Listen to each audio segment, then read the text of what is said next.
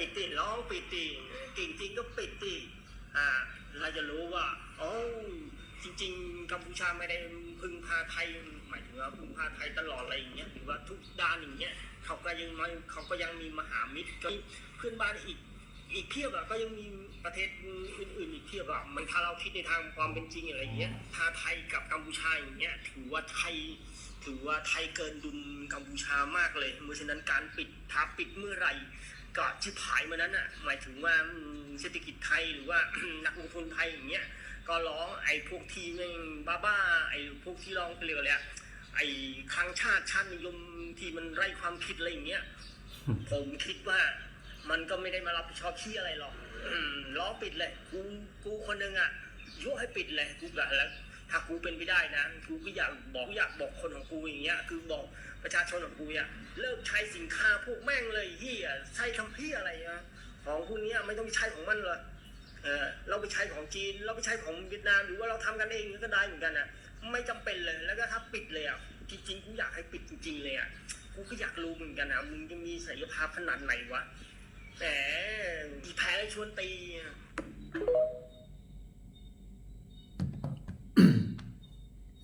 เขมรท้าไทยปิดด่าน ไม่เกิน2 วัน โหยหากันมาเต็มหน้าด่านประท้วง มาขอร้องไทย มาขออ้อนวอนไทยให้เปิดด่าน กราบสวัสดีสบายดีพ่อแม่พี่น้องมื้อนี้พ่อก็บ่าวสมายเนาะบ่าวสมายมาเห็นคลิปอีกคลิปหนึ่งเนาะพี่น้องโอ้โหท่าให้คนไทยปิดด่าน ปิดไปดีสักเดือนหนึ่งบ่ง้อคนไทยบ่ออนซ่อนเนาะอยากไปใส่สินค้าจีนเวียดนามกับไปใส่อย่าไปง้อมาคนไทยว่าซั่นโอ้ยเอาสมองส่วนใดมาคิดเขมร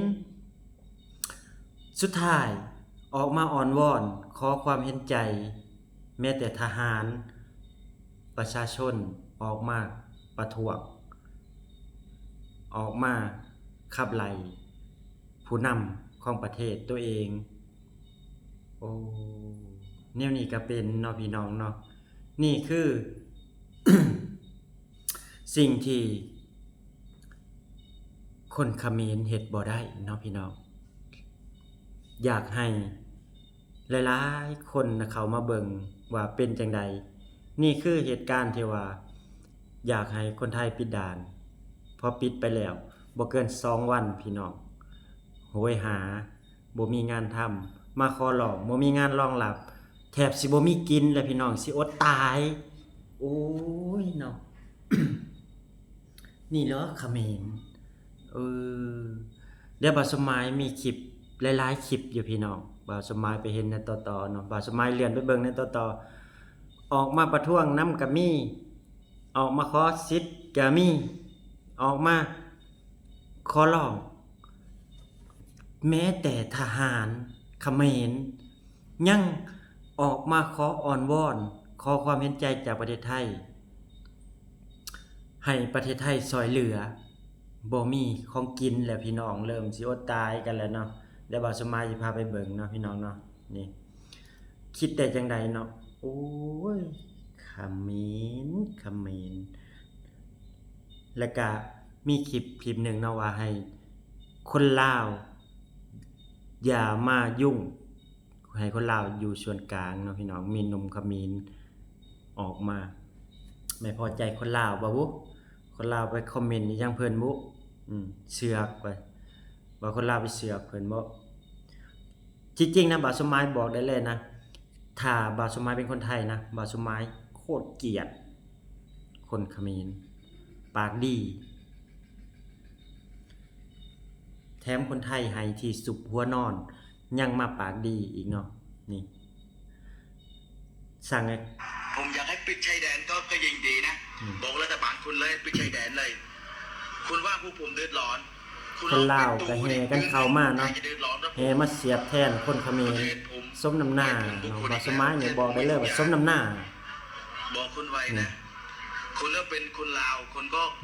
อยู่เงียบๆไว้ไม่ใช่มาพูดอย่างงู้นอย่างนี้ ที่เขา คนอยากได้ลายอยากได้ไปอยู่ใช่ไหมนั่นแหละคนดูทุกวันนี้คนลาวปลูกคนไม่ค่อยจะให้หรอกมีแต่ปลูกผมมาดูคนแล้วก็ให้หลายคนอ่ะผมบอกให้นี่แหละ อืม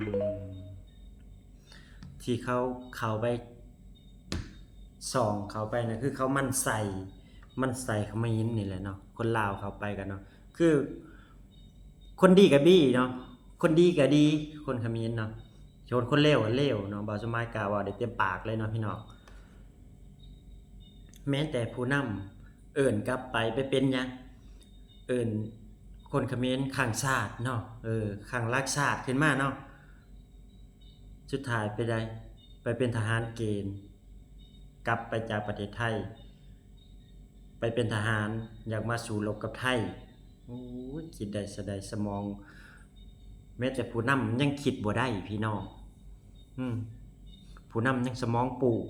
และประชาชนให้ปูสำใดเนาะเว้าง่ายๆบาสมายคันเว้าแห้งก็ขอโทษนะสำหรับคนที่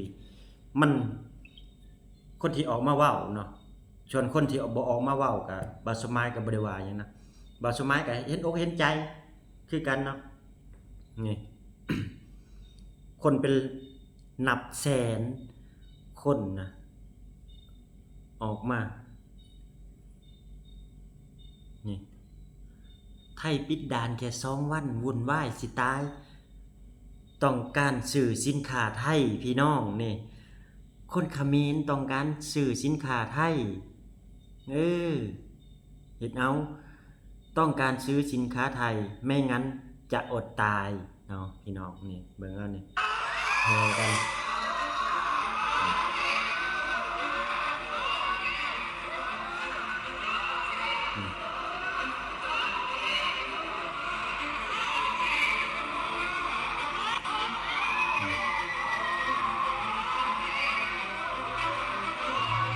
เสียตายกันเบิดแล้วเนาะ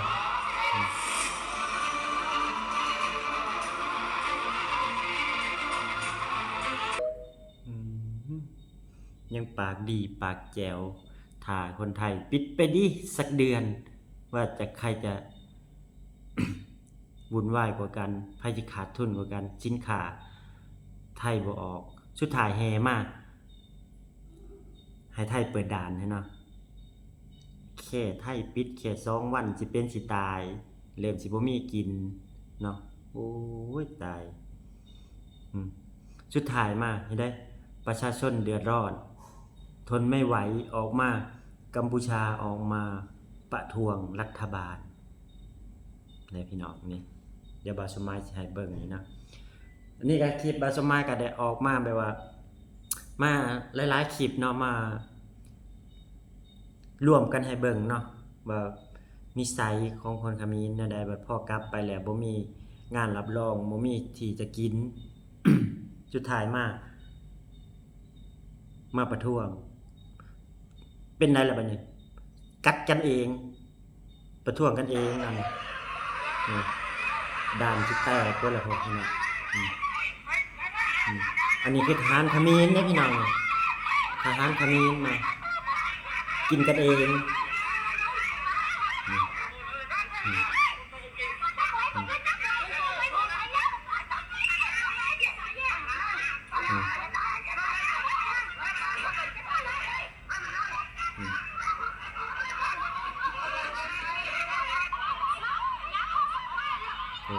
หน้าแตกหน้าแตนทนบ่ไหวออกมาประท้วงกันเองกินกันเองกัดกันเองบ่มีหยังเนาะโอ้ยเนาะคือบาสมายก็สงสารอยู่ดอกสงสารแต่ว่าพวกที่ เขาบ่รู้เรื่องสงสารคนที่เขาบ่รู้เรื่องเนาะ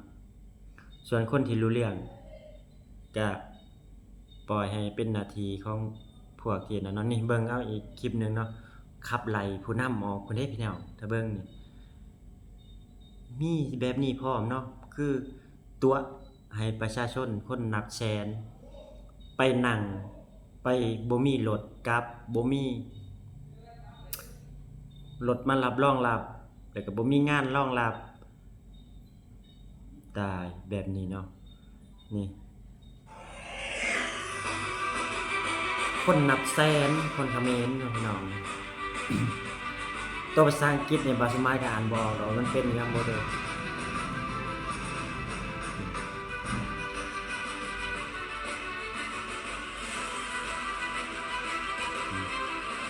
จนแน่นคนนับแสนเนาะ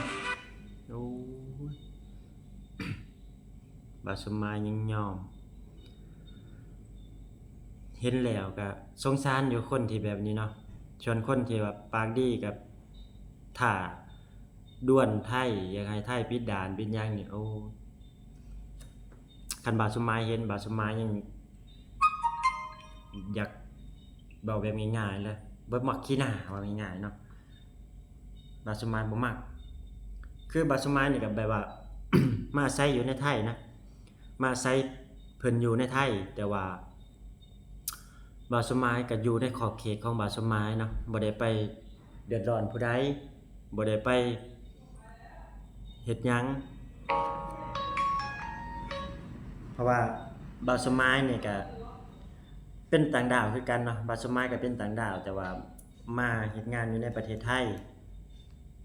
แต่มาอาศัยเพิ่นอยู่เฮาก็ต้องอยู่แบบเป็นระเบียบกฎหมายเพิ่นวางไว้แนวใดเฮาก็อย่าไปนั่นเนาะฝากเตือนพี่น้องชาวลาวทุกคนเนาะที่เข้ามา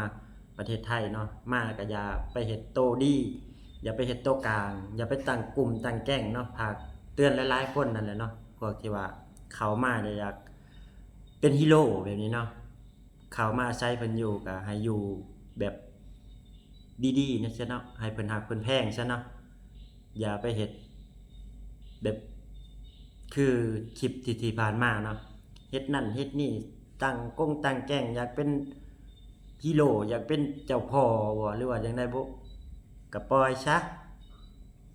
อย่าไปหาเฮ็ดเนาะเข้ามาให้เพิ่นฮักเพิ่นแพงเข้ามาหาเฮ็ดงานอยู่ประเทศไทยก็มาดีเพิ่นก็ต้อนรับเนาะคันมาบ่ดีเพิ่นก็ไล่กลับเนาะบาสมายเว้าได้แต่ปากเนาะพี่น้องคลิปนี้บาสมายสิได้จบคลิปไปเพียงส่ำนี้เนาะผู้ใดมักคลิปนี้ก็กดไลค์กดแชร์กดติดตามให้บาสมายหน่อยเด้อครับเพื่อเป็นกำลังใจเนาะได้เฮ็ดคลิปต่อๆไปนำบ่ว่าพี่น้องฟังไทยฟังลาวอยู่ไสก็แล้วแต่เนาะอยู่ต่างประเทศหรืออยู่ต่างจังหวัดอยู่ไสกับบาสมายก็ขอบคุณพี่น้องทุกคนที่เข้ามาให้เป็นกำลังใจบาสมายเนาะคลิปนี้บาสมายได้จบคลิปไปเพียงส่ำนี้เด้อพี่น้องขอกราบคำว่าสบายดีและสวัสดีครับผม